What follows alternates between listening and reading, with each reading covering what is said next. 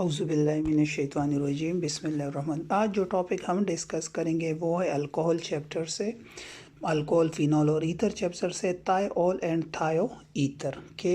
Thiol and थायो ether किसका? थायो जनरल वर्ड है, यूज़ होता है सल्फ़र के लिए। अब देखें थायोल क्या होता है, the sulphur analogues of alcohol. Analogues का मतलब है कि जब आप अल्कोहल के ऑक्सीजन को रिप्लेस करें सल्फ़र से। So this is ROH RSH, so RSH is called thiol and this is alcohol. या जिस तरह वाटर के हाइड्रोजन को रिप्लेस करते हो R ग्रुप से ना, तो ये अल्कोहल बन जाते हैं। सो डेरिवेटिव ऑफ H2S इसी तरह लाइक वाटर, जिस तरह वाटर गिव्स क्या अल्कोहल देते हैं ना आपको। अगर आप वाटर का डेरिवेटिव बनाए सो इट गिव्स अल्कोहल। इसी तरह अगर आप H2S का डेरिवेटिव बनाएं, देखें ये H2S है, सो H को रिप्लेस करें R से, देन इट गिव्स क्या? थायोल। अब फंक्शनल ग्रुप ऑफ थायोल्स क्या है? सो यहाँ पे देखिए functional group of thiol basically SH होता है। क्या होता है? SH। This is the functional group of thiol, जिसको सल्फिड्राइल भी कहते हैं, मर्सेप्टिव भी कहते हैं, ठीक है, एंड हाइड्रोजन सल्फाइड भी कहते हैं, ठीक है। ये तीनों नाम इसको देते हैं। अब इसको मर्सेप्टन क्यों कहते हैं? इसको मर्सेप्टन इसलिए कहते हैं क्योंकि ये मर्क्यूरियस आयंस के साथ मिलके इनसॉल्युबल साल्ट बनाते हैं। ये एक लैटिन वर्ड है जिसका मतलब होता है मरकरी कैचिंग, तो इसलिए इसका नाम मर्सेप्टन पड़ा।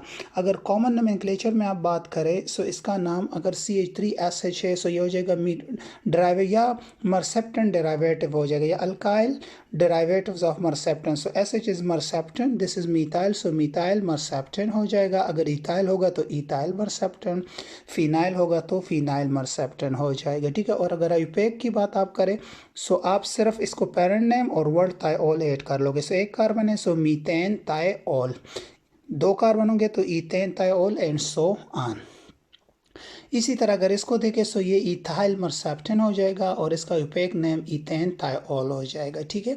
अगर आप इसको प्रिपेयर करना चाहे थायोल को, तो अल्काइल हैलाइड को आप पोटाशियम या पोटाशियम हाइड्रोजन सल्फाइड के साथ या KSH के साथ, सो K पॉजिटिव S नेगेटिव, सो K और Cl मिलके KCl और C2H5SH के साथ मिलके C2H5SH थायोल बना देगा। और अगर आप अल्कोहल से बनाना चाहते हो सो इसको आप रिएक्ट कर सकते हो H2S के साथ। सो H और OH मिल के water in the presence of H2SO4 बना देगा, ठीक है। So it will form water यहाँ पे, और जो आपका C2H5 है इस HS के साथ मिलके थायोल बना देगा। इसी तरह अगर आप थायो ईथर को देखें या सल्फाइड्स को, थायो ईथर भी इसको कहते हैं और सल्फाइड्स भी कहते हैं। अब ये क्या है? सल्फर एनालॉग्स ऑफ ईथर, मतलब कि इस ऑक्सीजन को आप रिप्लेस करोगे सल्फर से, सो जो कंपाउंड बनेगा तो उसको कहते हैं क्या? सल्फर एनालॉग ऑफ ईथर, या जिसका नाम है थायो ईथर या सल्फाइड्स, ठीक है। यहाँ पे फंक्शनल ग्रुप S होगा, so sulphide is the functional group. अगर आप कॉमन नेम्स की बात करें तो देखिए CH3SCH3, सो दो अल्काइल है, सो डाई मीथाइल सल्फाइड, क्योंकि sulphide is the functional group. और अगर आप कॉमन नेम्स की बात करें यहाँ पे, अगर यहाँ पे इथाइल आ जाए, मिथाइल आ जाए, तो फिर आप अल्फ़ाबेटिकल ऑर्डर, सो इथाइल मिथाइल सल्फाइड हो जाएगा, ठीक है। अगर आयुपेक नेम की बात करें सो यहाँ पे देखिए CH3S as a functional group, और जो लॉन्गेस्ट चेन होगा वो पेरेंट नेम होगा, मतलब अल्केन। सो देखिए 1 2, सो 1 पे अटैच है, सो मिथाइल थायो। CH3S को मिथाइल थायो कहते हैं, एज अ सब्स्टिट्यूएंट होगा, और ये एज अ पेरेंट नेम होगा। सो दो कार्बन है, सो ईथेन।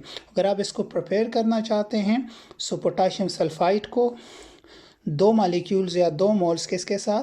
इथाइल क्लोराइड के साथ रिएक्ट करवाए। सो यहाँ पे दो है, सो K और Cl आप इसमें मिल के 2KCl बना देंगे, और C2H5S C2H5 आपके पास थायो ईथर बन जाएगा।